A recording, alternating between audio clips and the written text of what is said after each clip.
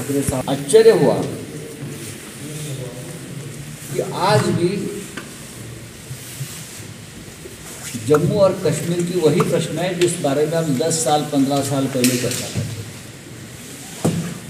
सरकारें केंद्र की बदली, राज्य की बदली, राजनीति बदल चुकी है, लेकिन चाहे कश्मीरी पंडित हो, चाहे रिफ्यूजी हो, चाहे डिस्प्लेस पीपल हो, चाहे लॉ एंड ऑर्डर हो,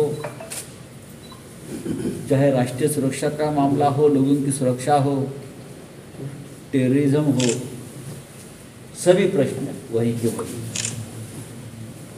आश्चर्य हुआ मुझे, तो सरकारें बदली, इतनी सरकारें बदली। अब तो गवर्नर का राज चल रहा है, 4 साल से चुनाव नहीं है, मुख्यमंत्री निवास खाली पड़ा हुआ है। अब वहाँ क्या होता है मुझे मालूम नहीं, मुख्यमंत्री निवास में क्या चल रहा है। ये सब प्रश्न है, सिर्फ जम्मू कश्मीर के नहीं है, देश के सामने।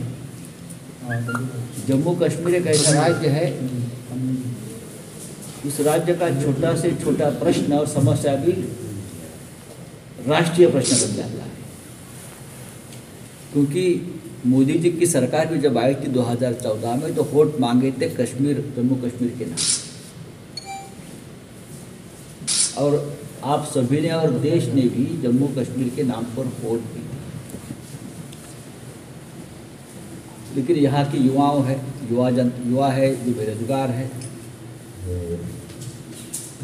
370 कलम तो नहीं है, ठीक है, लेकिन उसके बाद जो आश्वासन दिए थे कि कश्मीर में बड़ी मात्रा में उद्योग आएंगे, रोजगार बढ़ेगा,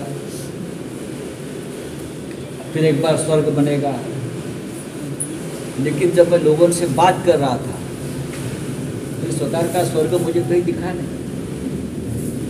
जम्मू में आज भी चाहे कश्मीरी पंडित हो या और विस्थापित और निष्कासित लोग हो, आज भी अपना आक्रोश लेकर वहाँ बैठे हैं। कहाँ हो गए घर वापस? एज पार्टी प्रेसिडेंट, अरे जम्मू में कहाँ सवाल पूछे? तो उसमें क्या है आपकी प्रतिक्रिया? आपकी पार्टी के प्रेसिडेंट का सवाल है। नहीं, देखिए, हमारे पार्टी के प्रेसिडेंट का सवाल है, वो पार्टी तय करेगी।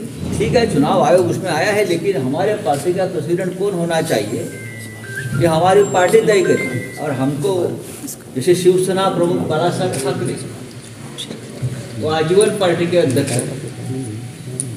जब चुनाव आयोग ने कोई संहिता बना दी तो हम उनके मुताबिक हम 2 साल बाद 3 साल बाद चुनाव लेते थे। मुझे लगता है उद्धव ठाकरे जी पार्टी के पक्ष प्रमुख हैं और वही पार्टी के प्रमुख रहेंगे।